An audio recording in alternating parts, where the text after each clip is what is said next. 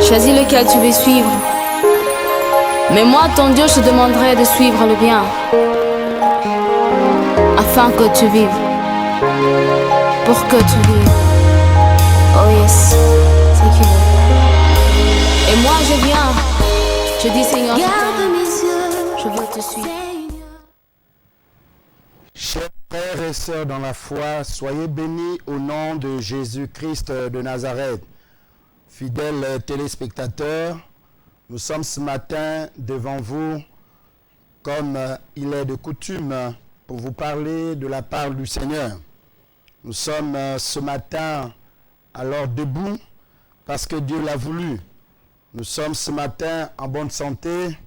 Ce n'est pas parce que nous avons pris beaucoup de comprimés ou nous avons été injectés par un médecin ou un infirmier. Non, c'est parce que Dieu nous a fait la grâce. Et nous devons chaque jour reconnaître les biens et au fait de l'Éternel. Nous devons donc le bénir, l'exalter et le dire un grand merci.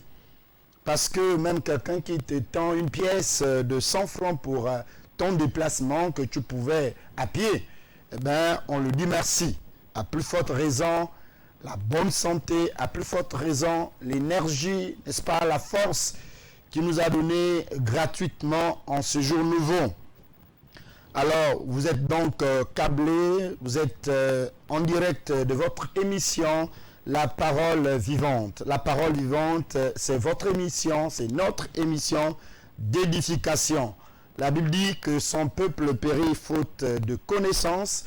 Comme tu as rejeté alors ma connaissance, moi aussi je te rejetterai dans mon sacerdoce.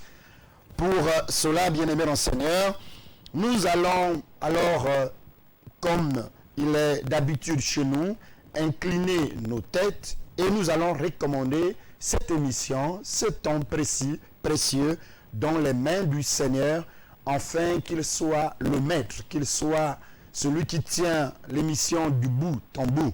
Prions le Seigneur. Seigneur, sois loué, sois exalté, toi ce matin, qui nous a bénis encore de tes riches bénédictions. Nous voulons, Seigneur, ce matin, te recommander nos cœurs, afin de pouvoir toucher nos cœurs. Nous voulons, Seigneur, ce matin, recevoir ta parole. C'est pour cela, dispose le cœur de tes enfants, afin que ce matin, nul ne soit privé, Seigneur, ô Dieu, de ta grâce. Tu nous as instruits et tu nous as conseillé de ne point s'inquiéter, mais de faire connaître nos besoins par la prière et par des supplications. C'est pour cela, ce matin, nous recommandons nos besoins par nos prières à toi. Et nous croyons de tout cœur, selon qu'il est écrit que tout ce que vous demanderez à mon nom, soyez-en sûrs que vous l'avez déjà reçu et que vous verrez ma main l'accomplir. Que ta main accomplit, Seigneur, ce que nous avons demandé au nom du Seigneur Jésus-Christ de Nazareth. Nous te bénissons pour cette émission. Nous te bénissons pour nos frères et nos sœurs qui sont en direct. Je prie ce matin que la parole de ce matin soit pour mon frère un sujet de délivrance dans son ignorance, un sujet de délivrance dans les chaînes de ce monde, un sujet de délivrance, mon Père et mon Dieu, dans, Seigneur le Tout-Puissant, le doute de ce monde. Nous croyons que tu es avec nous, du bout en bout, conduis ces instants pour donner gloire à ton Saint-Nom. Au nom de Jésus-Christ de Nazareth, nous avons ainsi prié et nous disons 3 fois Amen, Amen, Amen. Voilà donc, soyez encore bénis, recevez là où vous êtes des riches et abondantes bénédictions de la part du Seigneur. Sois câblé et Dieu voit ta fidélité à notre chaîne. Dieu voit alors ta fidélité et ton engagement à ce que tu as dit à Dieu. Désormais, je vais suivre cette émission, je vais suivre la parole du Seigneur au travers les ondes de la télévision LVS. Que vous soyez donc en direct par la télévision classique, que vous soyez sur YouTube ou sur Facebook, rassurez-vous que ce n'est pas un homme ordinaire qui va vous parler. Je suis un canal, je ne suis qu'un simple canal. je l'ai toujours dit, et je ne cesserai de le dire, que c'est difficile de parler au nom de quelqu'un d'autre. Mais nous faisons au quotidien cet exercice aussi, on va dire, délicat, complexe, celui d'annoncer la parole de notre Dieu et de notre Père.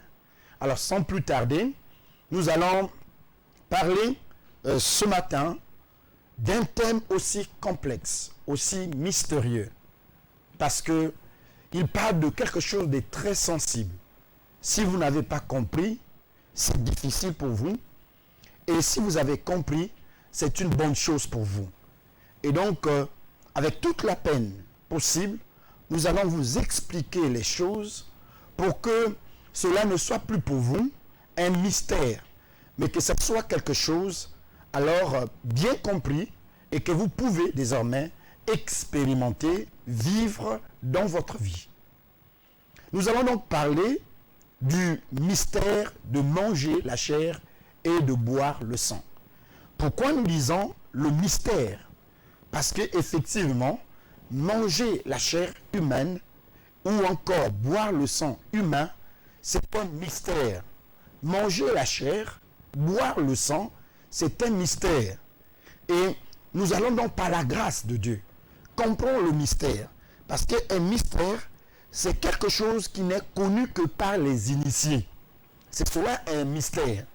Et nous voulons donc dévoiler cela, afin qu'il ne soit plus pour vous désormais un mystère, mais quelque chose dont vous avez une connaissance aussi essentielle.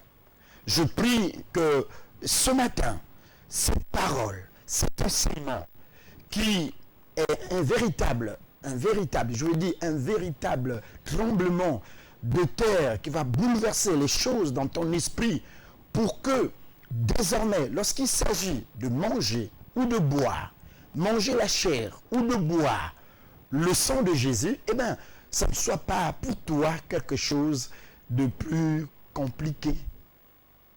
Alors, le mystère de manger la chair et de boire le sang. Je tiens à vous dire que le mystère de manger la chair et de boire le sang n'est pas seulement un mystère que nous voyons dans la Bible, mais nous remarquons que la société des initiés aujourd'hui, toutes les sociétés, on va dire tout ce qui est religion, mangent la chair et boivent le sang. Je réponds bien, partout là où il y a de l'initiation, on mange de la chair et on boit du sang. On mange la chair et on boit du sang. Je reprends. Lorsque tu rentres dans une religion, lorsque tu adhères, lorsque tu fais partie désormais d'une religion quelconque, sache que tu dois manger la chair et tu dois boire le sang.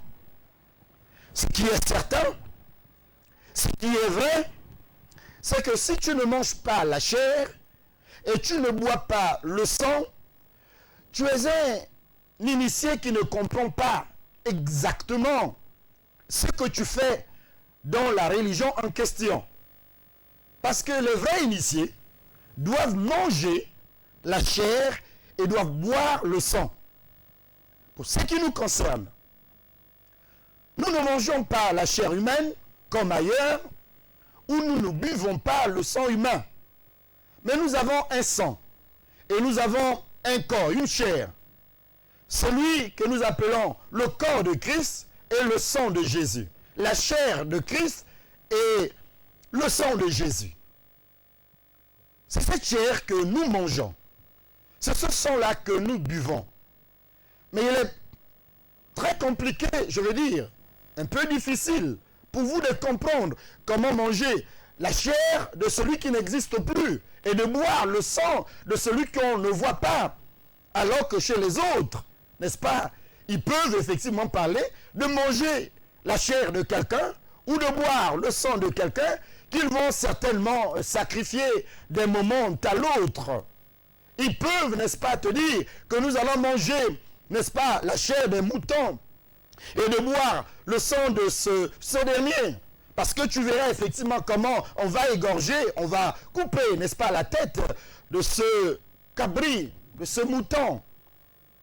Mais qu'en est-il de nous qui n'avons plus Jésus en face de nous, en face comme vous pouvez, alors, ne serait-ce que par l'image, voir que je suis en face du pasteur. Comment nous les chrétiens devons manger la chair et boire le sang? C'est un mystère. Et sans plus tarder, je vais vous inviter ensemble à lire la parole du Seigneur dans l'évangile de Jean au chapitre 6. L'évangile selon Jean au chapitre 6, du verset 48 au verset 56. Pour ceux qui aiment la lecture, ils peuvent lire tout le chapitre, ça leur fera du bien. Ou à partir du verset 41 jusqu'à la fin du chapitre. Ça vous fera du bien.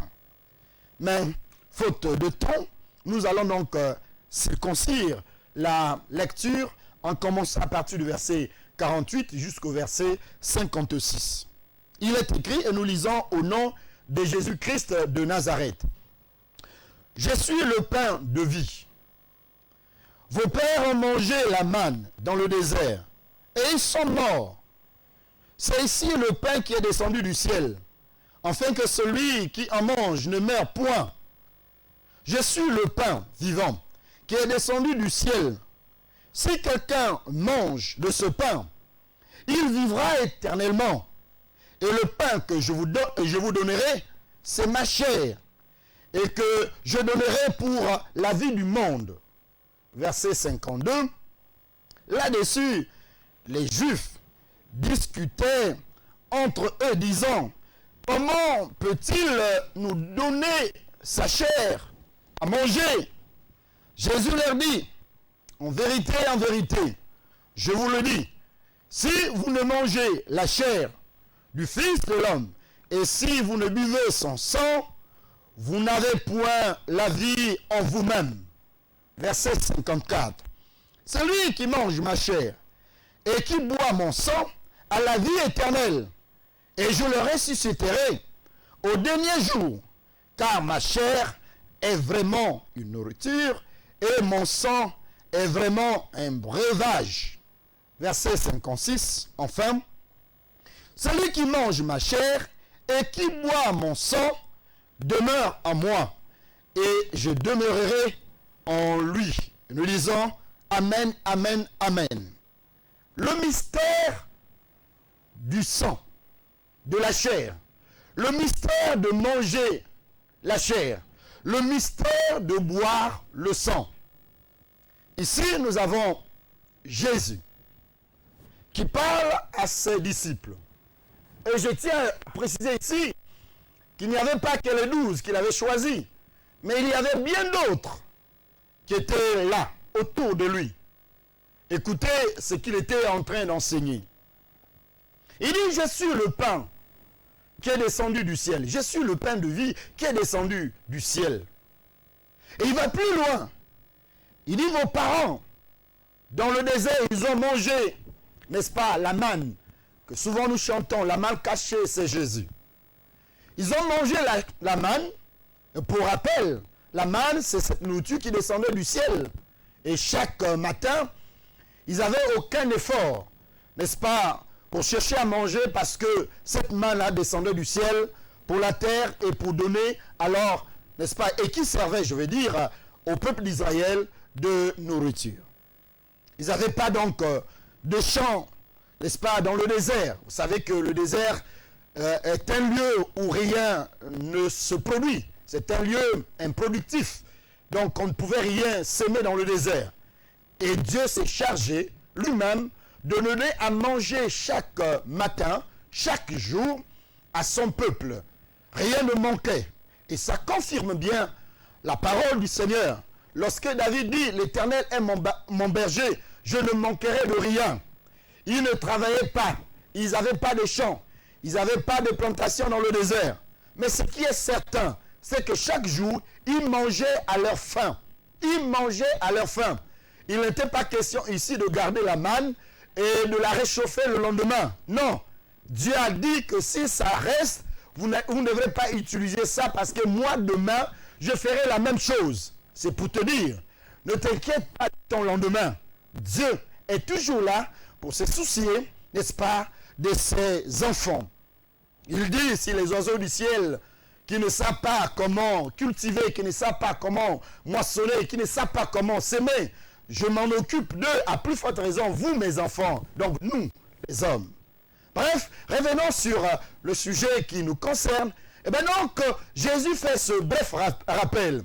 Il dit, vos parents dans le désert, ils ont mangé la chair, ils ont mangé la manne cachée. Cette manne qui descendait, cette nourriture qui descendait droit du ciel. Ils ont mangé, mais seulement, ils sont tous morts. Mais moi, je suis le pain qui est descendu du ciel. Et ce pain n'est autre que ma personne. C'est-à-dire, lorsque je parle de ma personne, c'est ma chair et mon sang. Ma chair, c'est tout ce qui constitue comme élément, n'est-ce pas, comme cellule. Et mon sang, c'est ce qui, n'est-ce pas, circule tout le long de mon corps. Il dit, je suis donc ce pain qui est descendu du ciel. Donc si quelqu'un ne mange pas ce pain et ne boit pas, n'est-ce pas, mon sang, il n'a pas la vie, il n'aura pas la vie. Parce que vos aïeux ont mangé le pain qui est descendu du ciel, c'est-à-dire la manne. Ils ont mangé ça dans le désert et tous sont morts. Or, l'objectif d'un initié, c'est de manger le pain et de boire le sang de manière à ce qu'il soit éternellement en vie. Et c'est la raison pour laquelle Jésus dit, il faut que vous mangez ma chair et que vous buvez alors mon sang pour que vous viviez éternellement. Vous savez, la plupart d'entre nous, nous ne souhaitons pas la mort dans notre vie. Qui souhaite la mort? Même lorsque tu es accablé par des situations, les idées peuvent te traverser en voulant te suicider. Mais très souvent, on se ressaisit. Parce que lorsque tu penses à la vie, tu dis non, je ne peux pas ôter ma vie. C'est une grâce que l'Éternel m'a donnée. Et donc je ne peux pas. Chacun d'entre nous ici, dans son espoir, il voit ici qu'il aura, n'est-ce pas, 120 ans, comme, n'est-ce pas, Moïse, comme bien d'autres serviteurs qui ont connu, n'est-ce pas, ces jours heureux. Donc, Jésus dit ici qu'il faut manger chair et boire mon sang. Écoute, sois accablé, parce que nous allons rentrer dans la partie mystérieuse. Ne zappe pas, s'il te plaît. Ne change pas de page. Il faut donc manger ma chair et boire mon sang pour que vous ayez la vie. Pour que vous vivez éternellement. Vous savez, nous les hommes, nous avons un problème. Tu as un problème et j'ai également ce problème. Lorsque nous venons vers Jésus, nous sommes intéressés à sa bénédiction.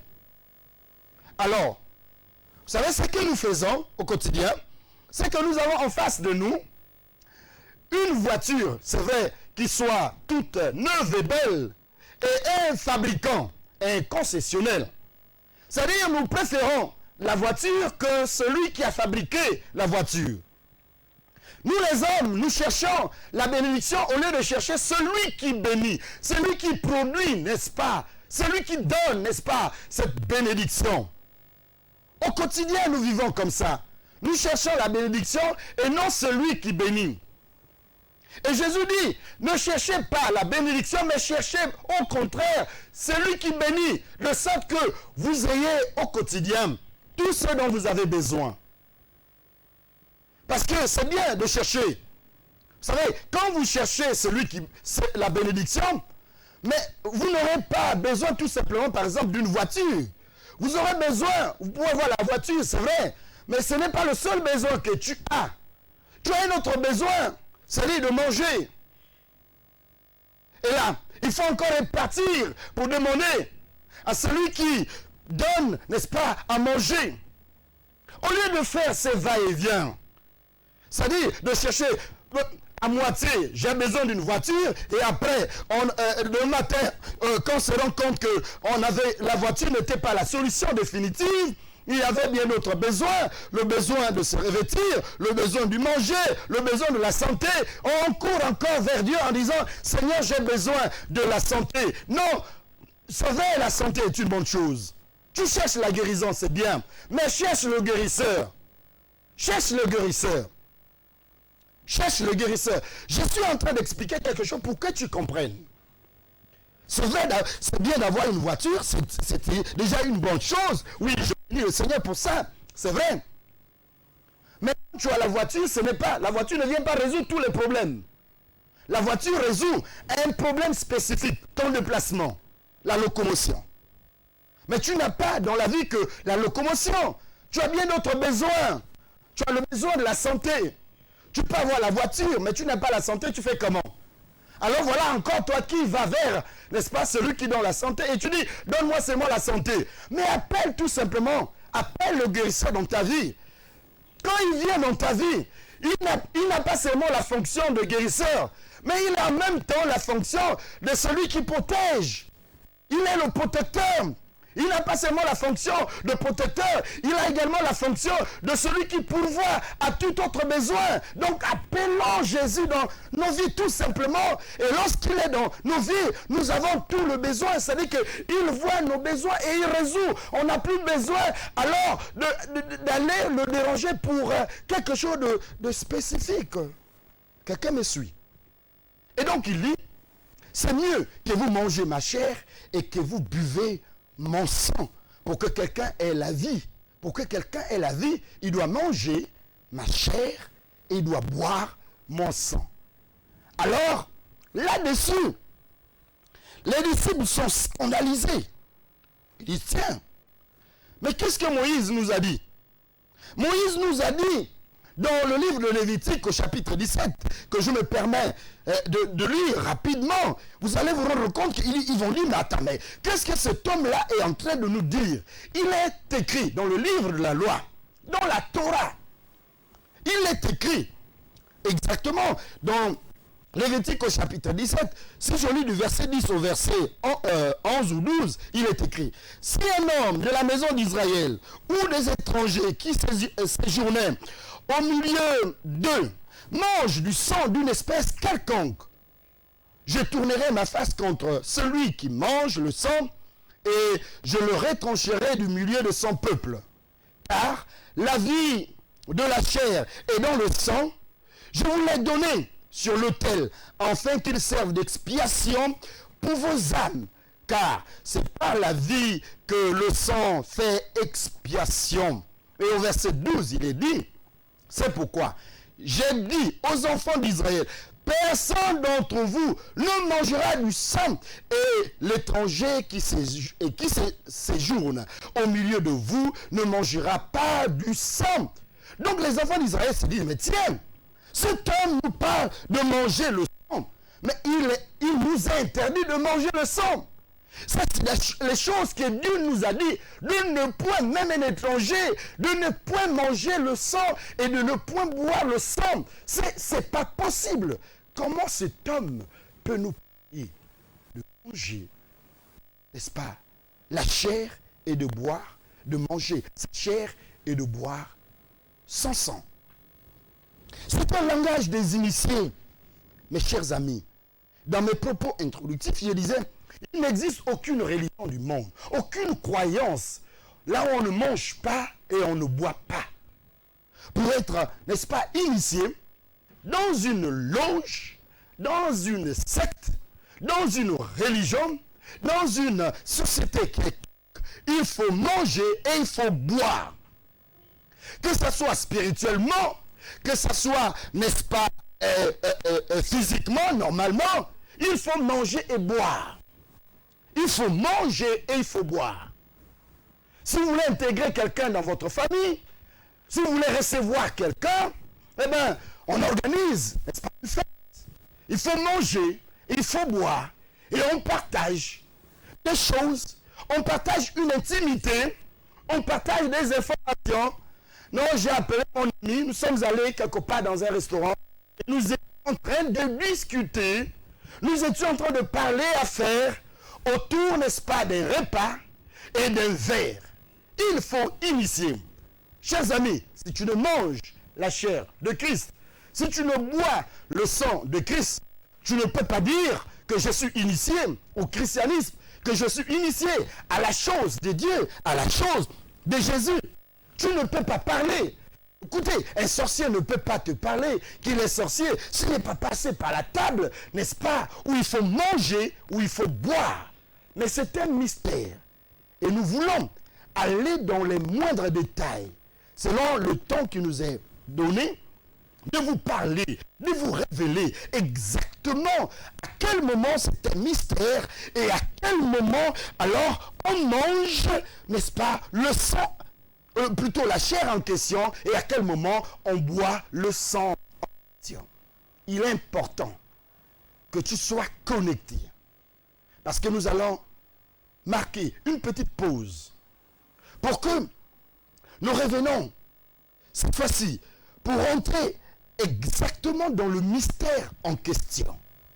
Pour rentrer dans le mystère. Ne dites pas que, oh, le pasteur, mais tu es sorcier. Non, je ne suis pas sorcier, je parle de la parole du Seigneur. Et en parlant de la parole du Seigneur, le Seigneur m'a donné également la révélation et la sagesse de comprendre ce qui se passe dans le monde occulte. Et en te disant cela, tu auras comme impression que j'ai déjà assisté. Mais non, je n'ai jamais assisté. Par la grâce du Seigneur, je n'assisterai jamais à ces choses. Mais le Seigneur m'a fait la grâce de me révéler ce qui se passe dans le monde, n'est-ce pas, de l'occultisme. Parce que par l'Esprit Saint, j'ai des informations du ciel et je peux comprendre alors le monde mystique, n'est-ce pas, ne serait-ce que par l'information principale qui m'a été donnée de la part du ciel. Sois câblé, sois connecté, ne zappe pas. Worship Fever. Votre chaîne de musique chrétienne.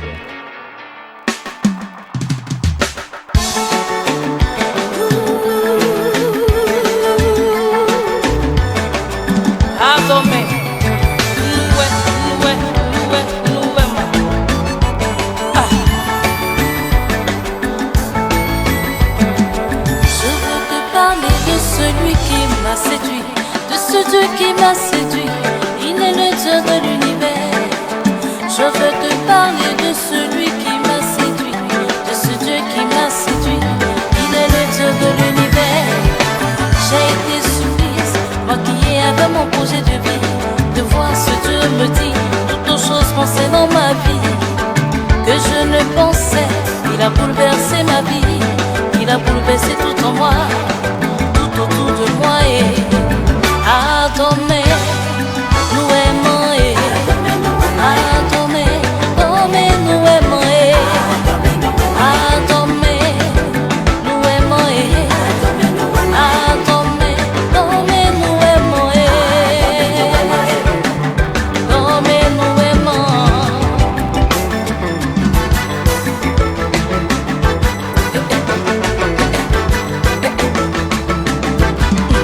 À sa grâce comme la Vierge Marie, j'ai pu de vie à son corps pour moi.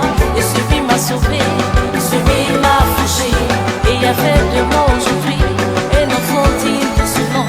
Il s'appelle Elohim, il s'appelle El Shaddai, il s'appelle Adonai, il s'appelle Domé. Il m'a fait passer de l'humiliation à l'élévation, il m'a fait passer de la misère au bonheur. De zéro, il a fait de moi aujourd'hui un héros. De zéro, il a fait de moi aujourd'hui un héros. Il s'appelle Yeshua, il s'appelle Yeshua, il s'appelle Yeshua, il s'appelle Yeshua. Que ye cambido bablaka atome, que ye cambido bablaka atome. Balo tonta, otoma blanca. Bagotonta, Otoma Blancae, Domenue, Domenuema, Domenue, Domenuema, Domenue, Domenuema, Domenuema, Otoma Blanca, Otoma Blanca, Otoma Blancae, Otoma Blanca, Bagoye Pompa.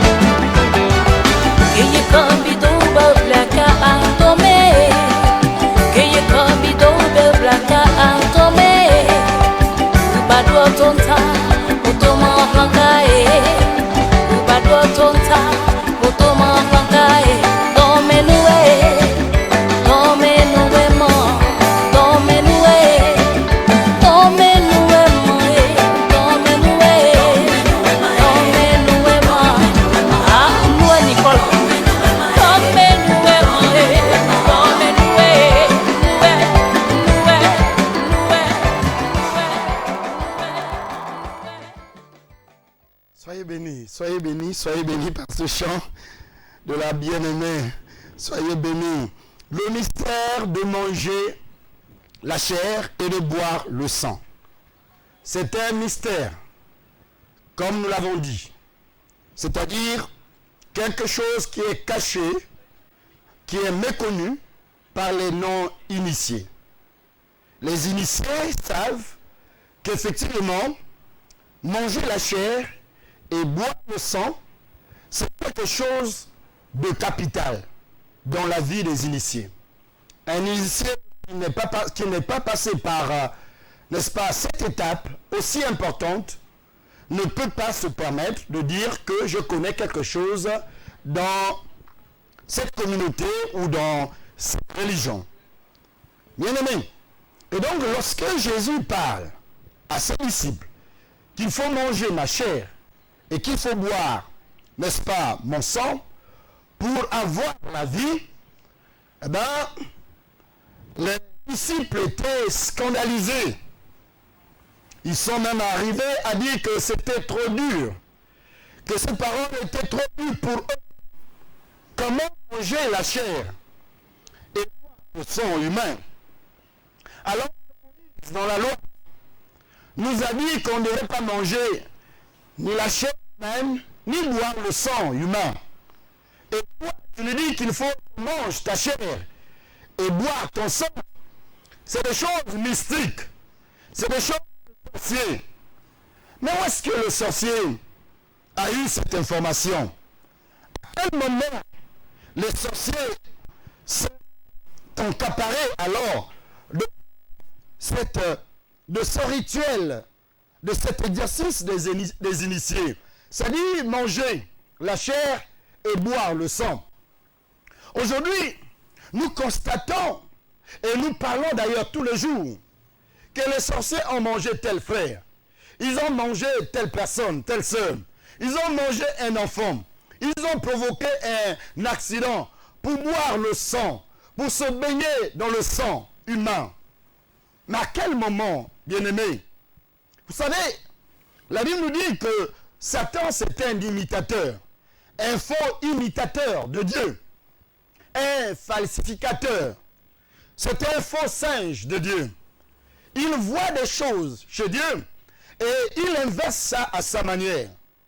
Il sait très bien que, effectivement, pour que un homme, après avoir péché, pour qu'il ait la vie, il faut qu'il soit en Christ.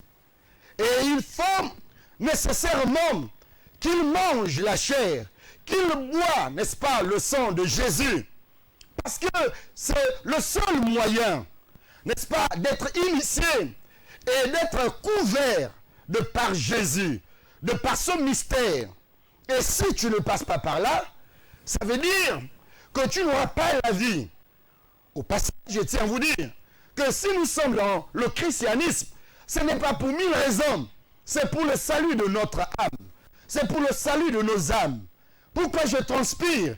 Mais parce que j'annonce la parole, pour que les gens reçoivent cette parole, et en recevant cette parole, qu'ils soient sauvés, parce que sans Christ, sans l'initiation, n'est-ce pas, de Christ, sans passer par lui, personne, alors je dis bien personne, ne peut espérer avoir la vie et la vie éternelle. Raison pour laquelle les sorciers ont capté, ils ont vu la chose.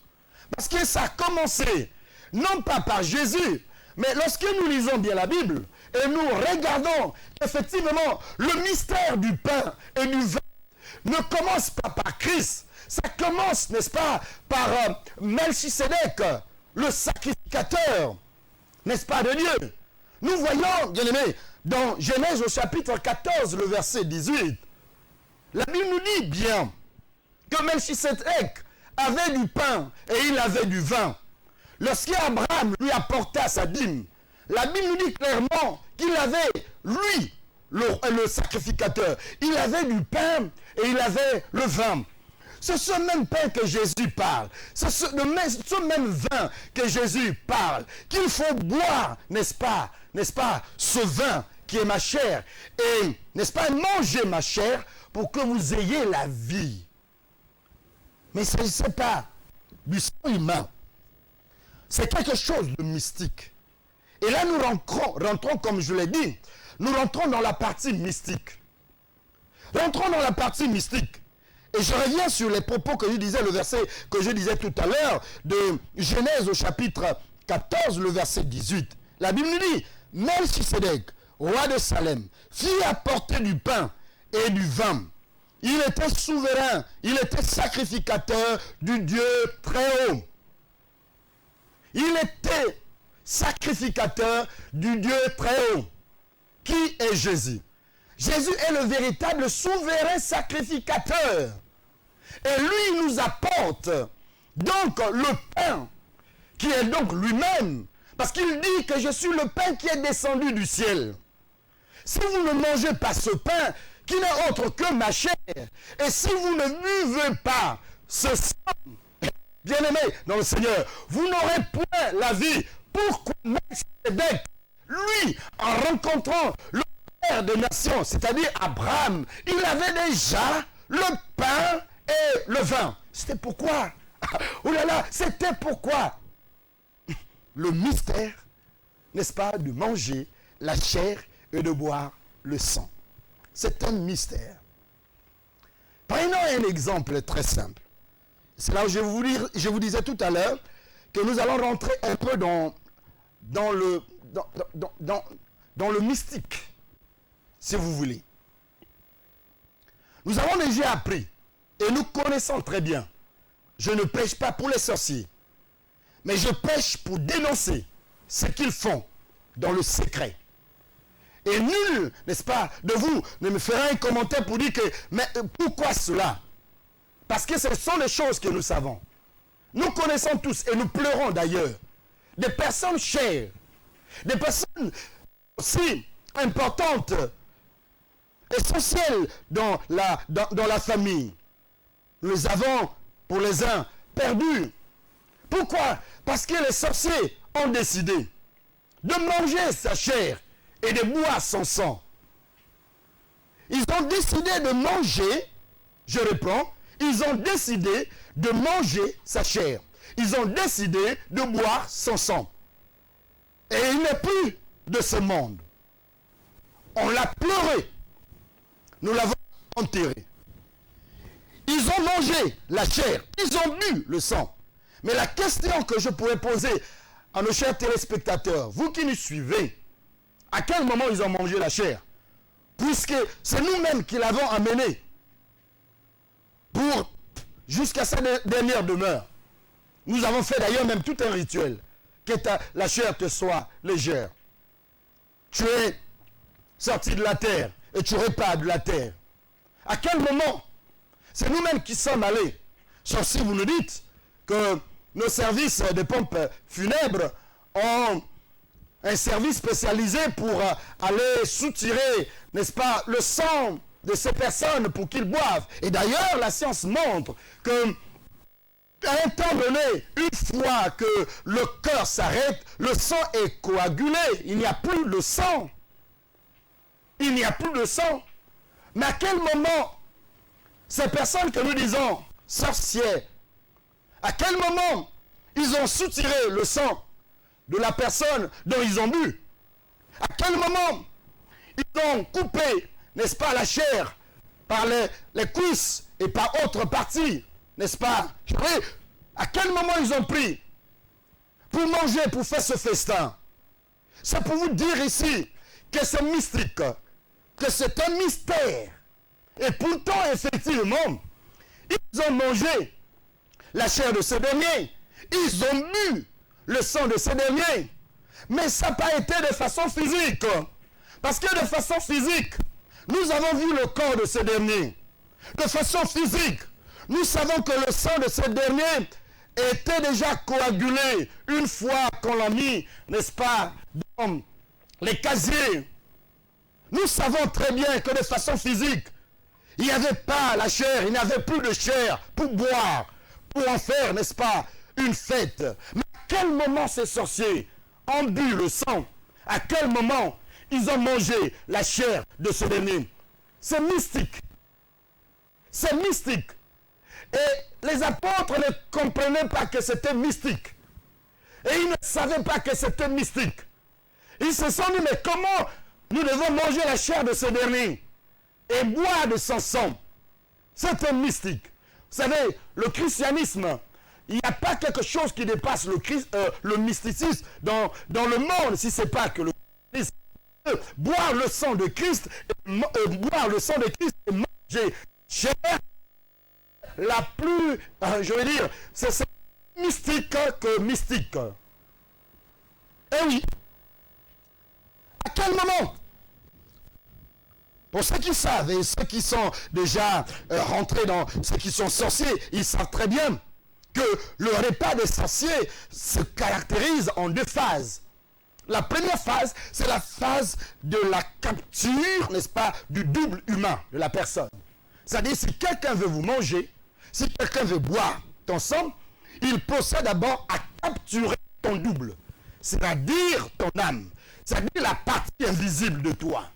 Pendant que tu restes avec la partie physique, la partie, n'est-ce pas, invisible, est déjà capturée par le monde occulte. La partie mystique, c'est-à-dire la partie esprit, est déjà de l'autre côté. Et c'est donc cette partie mystique qui est essentielle. C'est cette partie physique et mystique, la partie de l'esprit qui est essentielle. Cette partie, quand elle est captée, quand ils ont pu capter déjà cette partie chez eux, bien-aimés dans le Seigneur, plus rien reste. Il faut demander à Dieu un jour de t'ouvrir les yeux. Et lorsque Dieu va t'ouvrir les yeux, écoute-moi bien, lorsque Dieu, par sa grâce, te permettra d'ouvrir les yeux, et tu regarderas et tu verras comment est le monde. Vous verrez que la personne que tu trouves belle de corps, de démarche, en réalité dans le monde invisible, c'est une squelette. Parce que son double est déjà dans le monde, est déjà dans un coffre fort mystico-spirituel. Et vous verrez, bien-aimés dans le Seigneur, celle que tu trouves jolie, en réalité, marche la tête en bas et le pied en haut. Et tu te demandes, mais comment est-ce possible? Mais parce que son double, l'essentiel de lui, ou d'elle, n'est plus en lui, ou en elle. Bien-aimé dans le Seigneur, c'est mystique. C'est là où tu vas dire, oh, mais la personne que je trouve costaud là, mais il est mince. Mais parce qu'en réalité, il a été déjà mangé. Il n'y a plus rien en lui. Si Dieu t'ouvrait les yeux pour voir le monde tel que Dieu voit le monde, bien-aimé dans le Seigneur, tu ne jouiras plus avec ta vie. Tu ne permettras plus que, n'est-ce pas, ta partie invisible, la partie que le monde occulte capte, n'est-ce pas, capture pour faire ce qu'ils veulent faire de toi. Tu diras non, je ne veux plus le nu. C'est cette partie, bien-aimé Seigneur, que Jésus réclame en nous. Cette partie que Jésus réclame en nous. Donnons-lui cette partie, de sorte que quelqu'un ne peut plus récupérer cette partie. Si le monde occulte a déjà récupéré cette partie, que Jésus désire, que Jésus réclame en toi, il dit donne-moi ton âme, donne-moi ta vie. C'est pas encore. J'ai l'habitude de le dire, et je n'ai pas honte de le dire. Les chrétiens d'aujourd'hui sont comme des prostituées, c'est-à-dire des prostituées dans le à leurs clients, mais le cœur est ailleurs. Le cœur est dans, n'est-ce pas, dans les imaginations du prochain client. On retrouve dans l'église des personnes qui donnent à Dieu le cœur. Alors que Dieu réclame en nous le cœur. Dieu réclame en nous notre âme. Il n'est pas venu sauver le corps. La Bible dit qu'il est venu sauver les âmes perdues. C'est-à-dire la partie que les esprits de ce monde capturent. Et lorsque cette partie est capturée, tu n'es plus rien. Que sert à l'homme de gagner le monde? C'est-à-dire que sert la chair de gagner le monde, de gagner le visible? Si son âme est capturée par quelqu'un, par les esprits, si son âme est gérée par les esprits, que te sert? Quelle est l'importance pour toi d'avoir, n'est-ce pas, le corps physique, alors que la partie essentielle est déjà capturée, est déjà cooptée par les esprits de ce monde. Laisse-moi, il faut manger la chair et boire le sang de Jésus pour que tu aies la vie. La vie. Sinon, laisse-moi te dire, tu es squelette. Le monde invisible te trouve squelette, alors que tu te dis, je suis beau. Alors que tu te dis, je suis belle. Alors que tu te dis, j'ai beaucoup d'argent. Tu es déjà capté. Dans le monde invisible, on dit, mais celui-là, il n'y a plus rien. Tu n'as plus d'importance. Tu ne sais plus à rien. Le sang de toi a été déjà capturé, récupéré. Et Jésus nous dit, il faut que nous mangeons, n'est-ce pas, sa chair. Parce qu'il est descendu sur la terre uniquement pour ça. Melchisédek a rencontré, n'est-ce pas, notre père Abraham uniquement pour ça. Parce que lui, il avait le pain et il avait le vin. Et aujourd'hui, nous voyons l'instauration de la Sainte Seine à l'église. Le pain qui signifie, n'est-ce pas, le corps de Christ. Et le vin qui signifie, n'est-ce pas, qui donne le symbolisme, n'est-ce pas, du sang de Jésus. Et j'étais en train de vous dire, revenons un tout petit peu parce qu'il y a une parenthèse que j'ai ouverte et je voudrais bien la fermer. C'est-à-dire que pour que les sorciers organisent cette fête où ils doivent manger la chair humaine et boire le sang humain, cela est caractérisé par deux phases. Nous avons dit la première phase, c'est la phase où on tue ton double, c'est-à-dire ton esprit. Donc, c'est cette partie qui détient ce qu'on appelle ici l'énergie vitale. Cette partie qui détient l'énergie vitale. Écoutez, posez-vous la question, quand votre corps est fort, je veux dire, quand votre esprit est abattu, le corps prend tout de suite là un coup. Ce n'est pas qu'on a trouvé dans votre corps un microbe. Et d'ailleurs, vous voyez, personne qui tombe malade. Ils tombent malades. On va à l'hôpital, on ne trouve aucun microbe. On ne voit rien. Mais tout simplement parce que la partie invisible a été déjà capturée. Parce que la partie invisible, en réalité, c'est ce qui donne le fonctionnement. Imaginez vous-même. Vous savez, j'ai fait informatique, la grâce que j'ai. Imaginez vous-même un ordinateur qui n'a pas ce qu'on appelle ici son système d'exploitation. Cet ordinateur ne sert à rien et ne sert à rien. C'est vrai, vous voyez, n'est-ce pas, l'unité centrale, mais cette unité centrale n'a son sens que s'il y a des applications, il y a un système qui travaille. C'est le système qui, à la partie matérielle, s'arrête. C'est comme ça que le monde invisible fonctionne, travaille. Lorsque on a déjà pris la partie invisible, quand on regarde le microscope, vous n'êtes visité ou menacé de par aucun microbe. Mais seulement vous êtes malade. Seulement vous êtes affaibli. Seulement vous êtes fatigué. Pourquoi? Parce que la partie vitale a été déjà capturée. Elle a été déjà capturée. Monde invisible. Capturé et tu n'es plus rien, bien-aimé, dans le Seigneur. Oh, le temps nous fait défaut.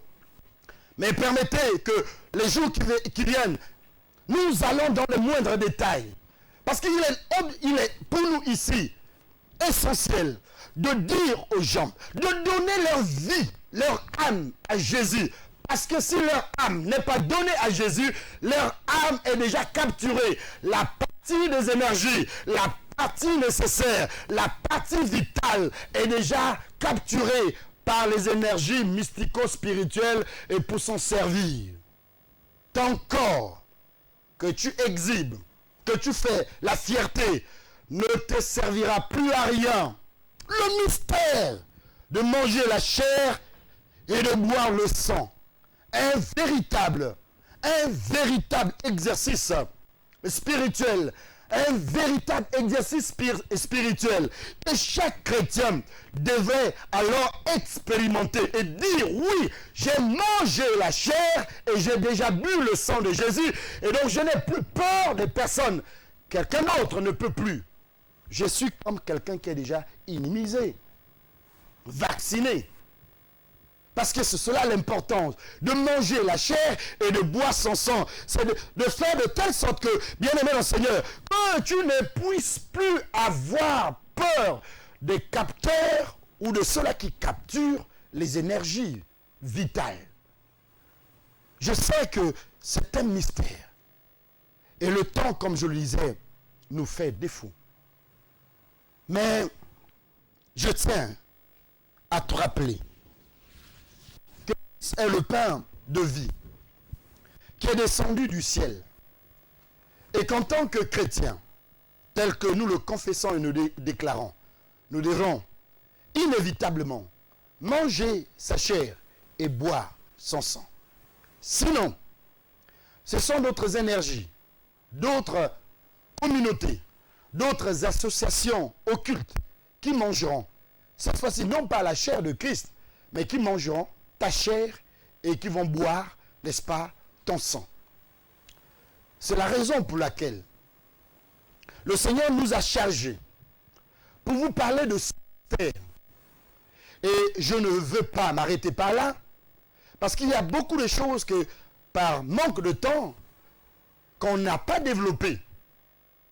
Le temps nous est imparti, parce que nous sommes une organisation structurée, et je ne veux pas donc bafouer cette structuration de la télévision LVS. Je vous prie de rester connectés, parce que les jours à venir, nous allons donner la suite de ce que nous avons commencé ce matin. Entre-temps, le peu que tu as reçu, je te prie, alors dès maintenant, de décider de manger la chair de Christ et de boire son sang pour que tu sois épargné de tout mauvais vent. C'est compliqué, c'est profond, c'est mystérieux pour toi, mais nous ne sommes pas, on va dire, indisponibles. Nous sommes disponibles. Nous ne sommes pas inaccessibles, nous sommes accessibles. Vous pouvez nous appeler à ce numéro qui s'affiche pour vous apporter plus d'éclaircissement. Comment manger la chair et boire le sang de Jésus pour être épargné des choses qui se passent dans le monde occulte. Entre-temps, j'aimerais exhorter à quelqu'un qui nous suit de prier beaucoup pour nous qui vous annonçons la parole du Seigneur. De sorte que moi, en tant que canal, je sois un canal pur, un canal sans épines et sans ronces. Que le message soit fluide et accessible à tout niveau de compréhension. C'est pour cela, par des compassions de Christ, je te prie, n'est-ce pas, de me faire mention dans tes prières quotidiennes. J'ai besoin de vos prières, j'ai besoin que vous nous accompagniez dans cette œuvre exaltante et chargée vraiment de beaucoup de responsabilités. Que Dieu vous bénisse. Je sais que vous m'avez écouté et je sais que vous ne m'avez pas écouté, mais vous avez écouté celui qui m'a mandaté. D'ici là, nous serons ensemble connectés sur LVS TV, qu'il ne nous reste plus à vous dire, recevez là où vous êtes les bénédictions infinies, les bénédictions abondantes de la part de celui qui nous a envoyé ce matin vous annoncer la bonne nouvelle, la parole vivante. Bye bye et à très bientôt. Dieu dit dans sa parole, je mets devant toi deux chemins, le bien et le mal. Choisis lequel tu veux suivre. Mais moi, ton Dieu, je te demanderai de suivre le bien, afin que tu vives, pour que tu vives. Oh yes, c'est que. Et moi, je viens, je dis Seigneur, Garde mes yeux, je veux te suivre.